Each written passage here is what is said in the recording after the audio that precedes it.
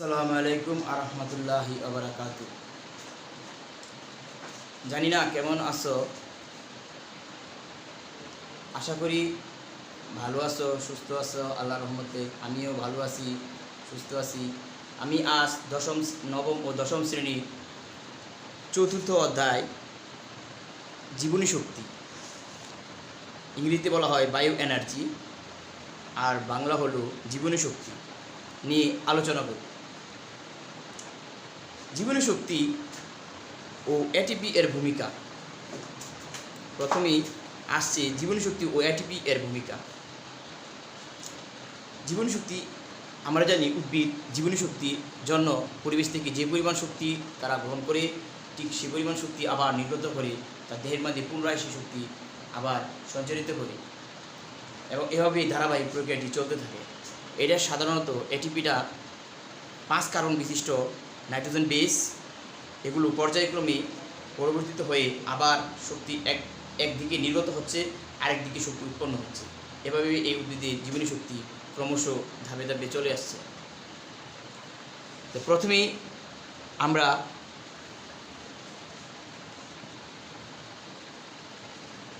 DNA RNA গাঠনিক উপাদানের মধ্যে হলো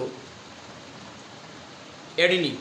এটি একটি নাইট্রোজেন বেসের সাথে 5 কার্বন বিশিষ্ট রাইবোস সুগার যুক্ত হয়ে এডিনোসিন অণুর সাথে দুটি বা একটি, দুটি, তিনটি, যেমন এডিনোসিন মনোফসফেট, এডিনোসিন ডাইফসফেট এবং এডিনোসিন ট্রাইফসফেট, এভাবে শক্তি উৎপন্ন করে। এভাবে ফসফেট যুক্ত হয়ে শক্তি দিতে হয়। এই বিক্রিয়ায় ফসফোরাইলেশন তারই একটি প্রক্রিয়া। এর বিপরীত প্রক্রিয়ায় ফসফেট গুচ্ছ বিভিন্ন শক্তি বের হয়ে আসে। এই প্রক্রিয়ার নাম দেয় ডিফসফোরাইলেশন। যার মাধ্যমে শক্তি উৎপন্ন হয় তাকে বলা হয় ফসফোরাইলেশন, আর যার মাধ্যমে শক্তি নির্গত হয় তাকে বলা হয় ডিফসফোরাইলেশন। এটিপি অণু প্রান্তীয় ফসফেট গ্রুপে 7.3 কিলোক্যালোরি প্রায় 30.55 কিলোজুল শক্তি জমা হতে পারে। পরিবেশ থেকে শক্তি সংগ্রহ করে কোষের তথা বিভিন্ন ধরনের কাজ কোষীয় অঙ্গাণু যেমন মাইটোকন্ড্রিয়া এবং প্লাস্টিকের মধ্যে এই কাজ সম্পন্ন হয়ে থাকে। উভয়ে রয়েছে ইলেকট্রন ট্রান্সপোর্ট সিস্টেম নামক একসেট বিশেষ জৈব অণু, যাদের কাজ হলো পুষ্টি উৎপাদন করা, যেমন গ্লুকোজ বা কোন অভ্যন্তরীণ অণুর শক্তিকে এটিপি ফসফেট গ্রুপের বন্ধন শক্তি হিসেবে জমা করা হয়। আবার এটিপি রাসায়নিক শক্তি ভেঙে শক্তি বের হয়, যে শক্তি দিয়ে জৈবনিক কাজ অর্থাৎ মাংসপেশি সংকোচন, প্রসারণ ইত্যাদি শরীরের যত অঙ্গ প্রত্যঙ্গ আছে সকল কাজ সম্পাদিত হয়, তার মাধ্যমে বিরাট ভূমিকা পালন করে এটিপি শক্তির দ্বারাই মানবদেহের সকল কাজ, তাপমাত্রা, ভারসাম্য ইত্যাদি বজায় থাকে। এগুলো প্রক্রিয়া অর্থাৎ জারণ বিজারণের মাধ্যমে ঘটে থাকে। একে আমরা এজন্য এটিপিকে অনেক সময় জৈব মুদ্রা বা শক্তি মুদ্রা, ইংরেজিতে বলা হয় বায়োলজিক্যাল কয়েন বা এনার্জি কয়েন বলা হয়। এখন আসছি আমরা ফটোসিনথেসিস বা সালোকসংশ্লেষণ। ইংরেজ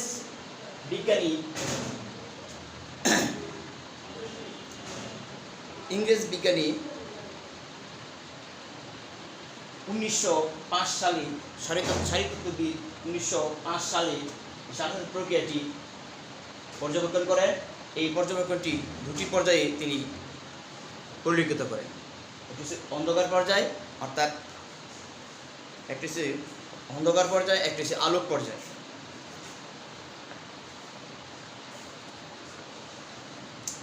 ইংরেজিতে বলা হয় লাইট ডিপেন্ডেন্ট ফ্রেশ বা আলোক পর্যায়, আর অন্ধকার পর্যায়টি হলো লাইট ইন্ডিপেন্ডেন্ট ফ্রেশ বা অন্ধকার পর্যায়। সালোকসংশ্লেষণে আমরা জানি উদ্ভিদ বায়ুমণ্ডল থেকে উদ্ভিদ বায়ুমণ্ডল থেকে 6 অণু কার্বন ডাইঅক্সাইড এবং 12 অণু পানি সূর্যের আলোর উপস্থিতিতে বা আলোর উপস্থিতিতে পাতার মধ্যে ক্লোরোফিল থাকা অবস্থায় এরা 6 অণু কার্বন ডাইঅক্সাইড ও 12 অণু পানির সাথে বিক্রিয়া করে 1 অণু গ্লুকোজ 6 অণু পানি ও 6 অণু অক্সিজেন উৎপন্ন করে। এতে পরিবেশের ভারসাম্য ঠিক থাকে। পরিবেশের মধ্যে যদি অক্সিজেনের পরিমাণ বেড়ে যায় তাহলে সালোক সংশ্লেষণের হারও কিছুটা কমে যায়। যদি পরিবেশের মধ্যে কার্বন ডাই অক্সাইডের পরিমাণ বেড়ে যায় তাহলে সালোক সংশ্লেষণের পরিমাণও বেড়ে যায়।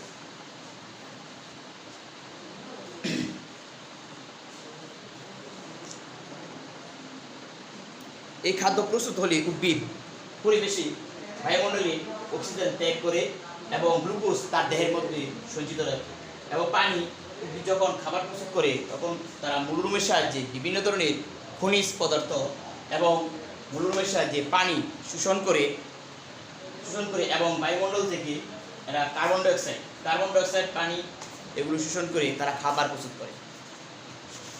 এভাবেই পরিবেশের ভারসাম্য ঠিক রাখে। পাতার মধ্যে থাকা আমরা জানি যে উদ্ভিদের যে অংশে সবুজ কণিকায় অধিক মাত্রায় ধারণ করে সেখানেই এই সালোকসংশ্লেষণ অর্থাৎ ফটোসিনথেসিস প্রক্রিয়াটি সম্পন্ন হয়। পাতার মধ্যে ক্লোরোপ্লাস্টের সংখ্যা বেশি থাকার কারণে পাতার মধ্যে খাবার প্রস্তুত হয় অধিক পরিমাণে। পাতার মেসোফিল টিস্যু সালোকসংশ্লেষণ প্রক্রিয়ায় প্রধান স্থান। স্থলজ সবুজ উদ্ভিদ মাটি থেকে মূলের সাহায্যে পানি শোষণ করে এবং মেসোফিল টিস্যু ক্লোরোপ্লাস্টে পৌঁছায় এবং স্টোমা বা পত্ররন্ধ্রের মাধ্যমে বায়ু থেকে এরা কার্বন ডাইঅক্সাইড গ্রহণ করে, এভাবেই ক্লোরোপ্লাস্টে পৌঁছায়। সালোকসংশ্লেষণ প্রক্রিয়া আমি বলছি আগে যে একটি হলো অন্ধকার পর্যায়ে অর্থাৎ লাইট ডিপেন্ডেন্ট ফ্রেশ এবং একটি হলো অন্ধকার পর্যায়ে light independent fresh. Light dependent fresh একে বলা হয় C3 সাইকেল অর্থাৎ চক্রীয় কেলভিন চক্র বা C3 গতিপথ বা কেলভিন সাইকেল।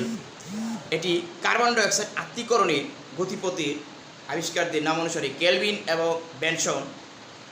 বেসাম চক্র সংক্ষেপে বলা হয় কেলভিন চক্র বলা হয়।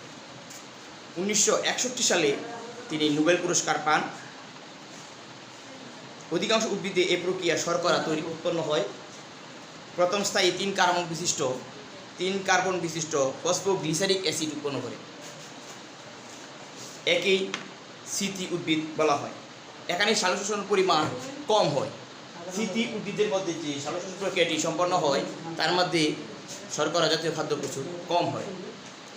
দ্বিতীয় পর্যায়ে হলো হ্যাস অ্যান্ড স্ল্যাক চক্র বা C4 গতিপথ। হ্যাস অ্যান্ড স্ল্যাক চক্র বা C4 সাইকেল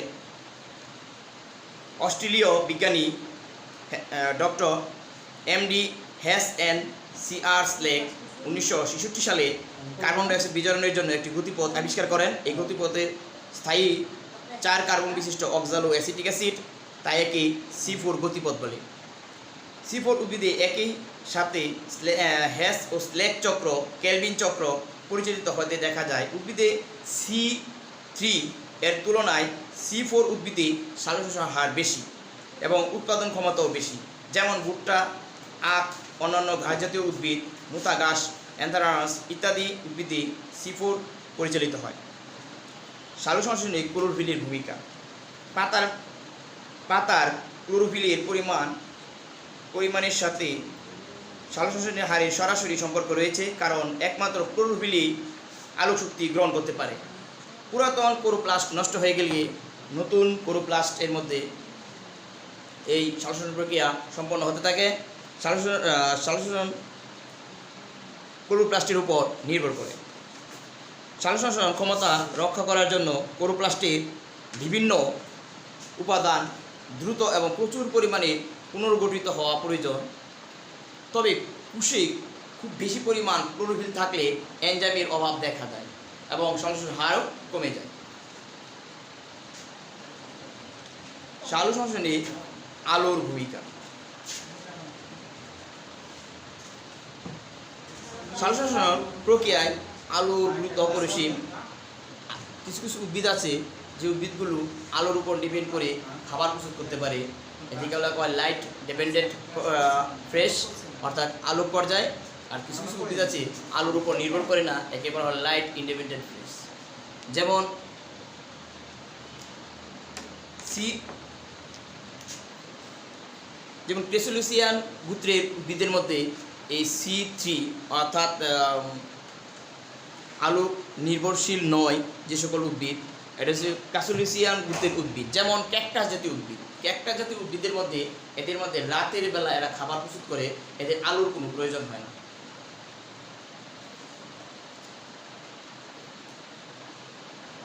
আমরা জানি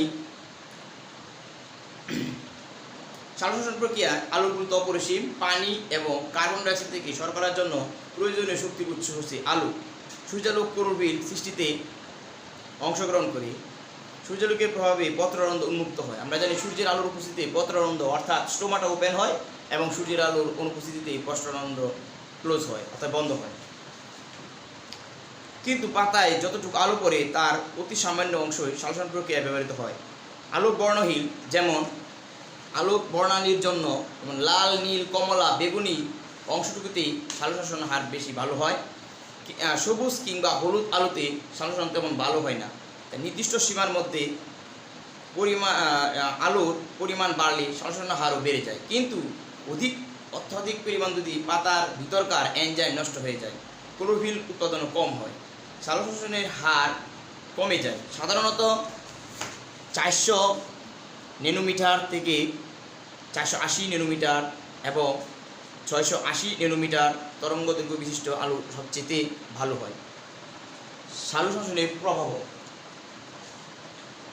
প্রভাব হলো একটা হচ্ছে বাহ্যিক প্রভাবক, আরেকটি হলো অভ্যন্তরীণ প্রভাবক। বাহ্যিক প্রভাবক আলো, প্রথমে আসছে আলো। আমরা জানি আলোর পর্যায়ে আমরা পড়েছি লাইট ডিপেন্ডেন্ট ফেজ, আলোক পর্যায়, আরেকটা পড়েছি লাইট ইন্ডিপেন্ডেন্ট ফেজ। তাহলে আলো হচ্ছে ডিপেন্ডেন্ট পর্যায়গুলো আমরা প্রথমে আলোচনা করেছি। আর 2 নম্বর হলো কার্বন ডাইঅক্সাইড। আমরা জানি বায়ুমণ্ডলে কার্বন ডাইঅক্সাইড ছাড়া সালোকসংশ্লেষণ প্রক্রিয়া চলতে পারে না। এ প্রক্রিয়া যে খাদ্য প্রস্তুত হয় তা কার্বন ডাইঅক্সাইড বিজারণের ফলে হয়ে থাকে। বায়ুমণ্ডলে কার্বন ডাইঅক্সাইডের পরিমাণ আমরা জানি 0.03 ভাগ, কিন্তু এ উদ্ভিদে শতকরা 1 ভাগ পর্যন্ত কার্বন ডাইঅক্সাইড ব্যবহার করতে পারে। তাই বায়ুমণ্ডলে কার্বন ডাইঅক্সাইডের পরিমাণ বৃদ্ধি পাওয়ার সাথে সামঞ্জস্য রেখে সালোকসংশ্লেষণের পরিমাণও বেড়ে যায়। তবে কার্বন ডাইঅক্সাইডের পরিমাণ খুব বেশি বেড়ে গেলে মিসুবুল টিস্যু অম্লত্ব বেড়ে যায়, ফলে পত্ররন্ধ্র বন্ধ হয়ে যায় এবং সালোকসংশ্লেষণের হার কমে যায়।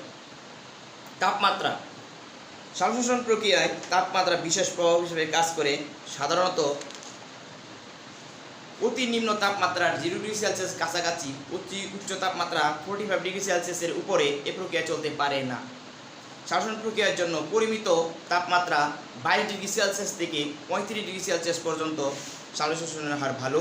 22 ডিগ্রি সেলসিয়াসের কম বা 35 ডিগ্রি সেলসিয়াসের বেশি হলে সালোকসংশ্লেষণের হার কম হয়। পানি, সালোকসংশ্লেষণ প্রক্রিয়া শর্করা তৈরির উদ্দেশ্য কার্বন ডাইঅক্সাইডকে বিজারণের জন্য প্রয়োজনীয় হাইড্রোজেন যে আয়ন তা পানি থেকে আসে। পানির ঘাটতি হলে পত্ররন্ধ্রের রক্ষীকোষ স্ফীতি ফলে এনজাইম সক্রিয়তা বিনষ্ট হয়ে সালোকসংশ্লেষণ বাধাগ্রস্ত হয়। অর্থাৎ সালোকসংশ্লেষণ প্রক্রিয়ার মাধ্যমে পানি একটি গুরুত্বপূর্ণ উপাদান। পানির মাধ্যমে উদ্ভিদ যখন খাবার প্রস্তুত করে তখন এই বায়ুমণ্ডলে পানি বাষ্পমোচনের মাধ্যমে তারা এই খাদ্য প্রস্তুত করে থাকে। অক্সিজেন, বায়ুমণ্ডলে খাবার প্রস্তুতের সময় পানি যখন ত্যাগ করে তখন অক্সিজেনও উদ্ভিদ বায়ুমণ্ডলে ছেড়ে দেয় এবং কার্বন ডাইঅক্সাইড গ্রহণ করে। ফলে বাতাসে অক্সিজেনের ঘনত্ব বেড়ে গেলে সালোকসংশ্লেষণ হার কমে যায় এবং অক্সিজেনের পরিমাণ কমে গেলে সালোকসংশ্লেষণ হার বেড়ে যায়। তবে অক্সিজেনবিহীন পরিবেশে কখনোই সালোকসংশ্লেষণ হবে না, সম্পূর্ণ বন্ধ হয়ে যাবে। খনিজ পদার্থ, ক্লোরোফিলের প্রধান উপাদান হচ্ছে নাইট্রোজেন ও ম্যাগনেসিয়াম। লোহার অনুপস্থিতিতে পাতা ক্লোরোফিল সংশ্লেষণ করতে পারে না, তাই পাতা হলুদ হয়ে যায়। কাজেই মাটিতে এসব খনিজ পদার্থের অভাব দেখা দিলে সালোকসংশ্লেষণের হার কমে যায়। রাসায়নিক পদার্থ, বাতাসে ক্লোরোফর্ম, হাইড্রোজেন সালফাইড, মিথেন বা কোনো বিষাক্ত গ্যাস থাকলে সালোকসংশ্লেষণের ব্যাঘাত ঘটে এবং একেবারে তা সালোকসংশ্লেষণ বন্ধ হয়ে যায়। অভ্যন্তরীণ প্রভাবক, ক্লোরোফিল, এ সম্পর্কে আমরা ইতিমধ্যে আলোচনা করেছি। ক্লোরোফিলের উপস্থিতিতে উদ্ভিদ সূর্যালোকের উপস্থিতিতে ক্লোরোফিলের মাধ্যমে খাদ্য জমা হয়ে এর উপস্থিতিতে খাদ্য প্রস্তুত করে থাকে। বাতাস থেকে কার্বন ডাইঅক্সাইড এবং হলুদ মিশায় যে পানি, এগুলো গ্রহণ করে উদ্ভিদ কী করে খাবার প্রস্তুত করে। পাতার সংখ্যা, পাতার বয়সের সংখ্যা। আমরা জানি যে বেশি বয়স্ক পাতা এবং কচি পাতার মধ্যে সালোকসংশ্লেষণের হার কম হয়, কিন্তু মাঝামাঝি আকারে যে পাতাগুলো আছে তার মধ্যে সালোকসংশ্লেষণের হার বেশি হয়। শর্করার পরিমাণ, সালোকসংশ্লেষণ চলাকালীন শর্করার পরিমাণ কম হলে তা জমা হয়ে থাকে। বিকেলে পাতার বেশি শর্করা জমা হয় বলে সালোকসংশ্লেষণের গতি মন্থর হয়। পটাশিয়ামের অভাবে সালোকসংশ্লেষণের হার বেশ কমে যেতে দেখা যায়, কারণ সম্ভবত এই প্রক্রিয়া পটাশিয়ামের অনুঘটক হিসেবে কাজ করে থাকে। এনজাইম, সালোকসংশ্লেষণের জন্য বিভিন্ন ধরনের এনজাইমের প্রয়োজন হয়ে থাকে। আসসালামু আলাইকুম ওয়া রাহমাতুল্লাহি ওয়া বারাকাতুহু। আজ এ পর্যন্ত।